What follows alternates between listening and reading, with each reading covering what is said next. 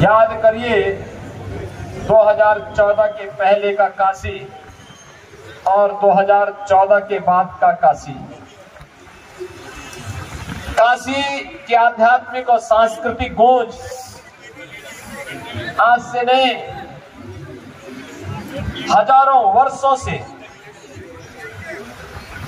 केवल काशी में नहीं, केवल उत्तर प्रदेश में नहीं, देश ही नहीं बल्कि पूरी दुनिया में और दिगंत में गूंजता रहा है। काशी 2014 के पहले उपेक्षा का दंश सहन करने के लिए मजबूर होती थी, अराजकता की ओर जबरन धकेली जा रही थी, आतंकी घटनाओं का गढ़ बनता जा रहा था।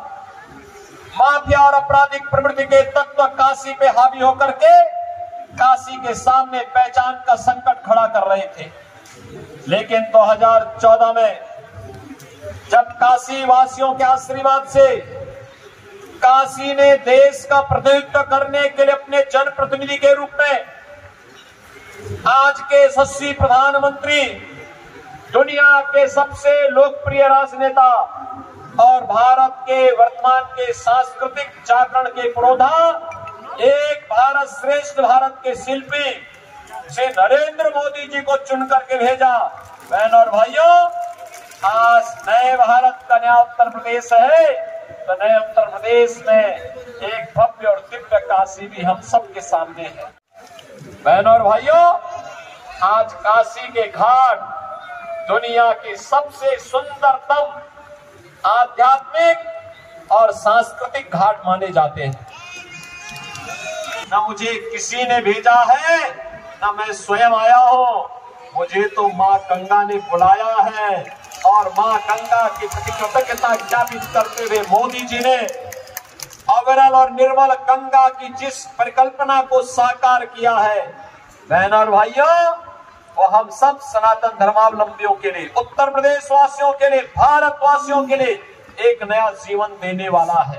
बहनों और भाइयों, किसी ने सोचा ही नहीं था, जिस भारत में 2014 के पहले सुबह उठते ही समाचार पत्रों में नया भ्रष्टाचार और घोटाले की खबर आती थी, सायकाल होते ही आतंकवादी घटना की वारदात की समाचार आते थे, आज वही भारत आप देख रहे होंगे, उसी भारत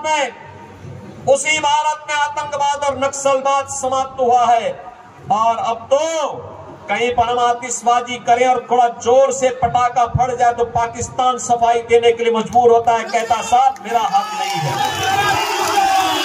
अन्यथा कांग्रेस नेतृत्व की सरकार के समय जब विस्फोट होते थे, आतंकी विस्फोट होते थे, और काशी से वंचित नहीं था। काशी में तो संकट मोचन मंदिर पर भी हमला हुआ था, काशी की कचहरी पर हमला हुआ था, अयोध्या में राम जन्मभूमि पर आतंकी हमला हुआ था, अयोध्या की कचहरी पर भी हमला हुआ था, और लखनऊ की कचहरियों पर भी हमला हुआ था। बेटी और बहन असुरक्षित थी और व्यापारी से रंगदारी वसूली की जाती थी। आज आप देखते होंगे, व्यापारी से रंगदारी नहीं बल्कि व्यापारी को स्वनिधि का लाभ दिया जा रहा है।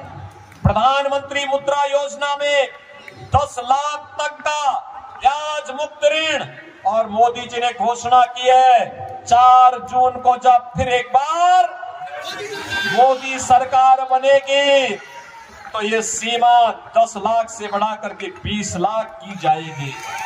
करिए, ये जो कांग्रेस और समाजवादी पार्टी का इंडी गठबंधन है, जो कहता है ना कि भारत को पाकिस्तान के खिलाफ नहीं बोलना चाहिए, ये पाकिस्तान का राग अलापने वालों से बोलना चाहिए कि अगर भारत में फिर बोझा क्यों बनते हो, पाकिस्तान में जाओ, वहां भीख भी मांगने से नहीं मिलने वाली। बहनों और भाइयों, आप देख सकते हैं, भारत 80 करोड़ लोगों को फ्री में राशन दे रहा है और पाकिस्तान में कुल 23 करोड़ की आबादी वो भूख से बिलबिला रहे हैं। भारत मोदी जी के नेतृत्व में 25 करोड़ लोगों को गरीबी रेखा से उभारता है, पाकिस्तान में 23 करोड़ लोग भूख से मर रहे हैं। बहनों और भाइयों, 60 करोड़ लोगों को आयुष्मान भारत की सुविधा।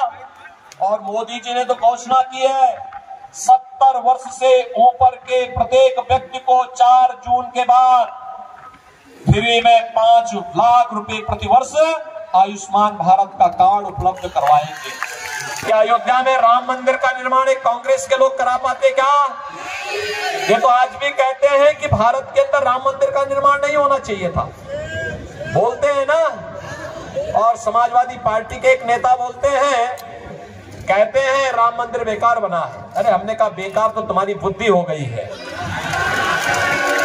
राम मंदिर तो भगवान रामलला की जन्मभूमि में बना है, जन्मभूमि में बना है। लाखों लोग आ रहे हैं, लाखों श्रद्धालु आ रहे हैं।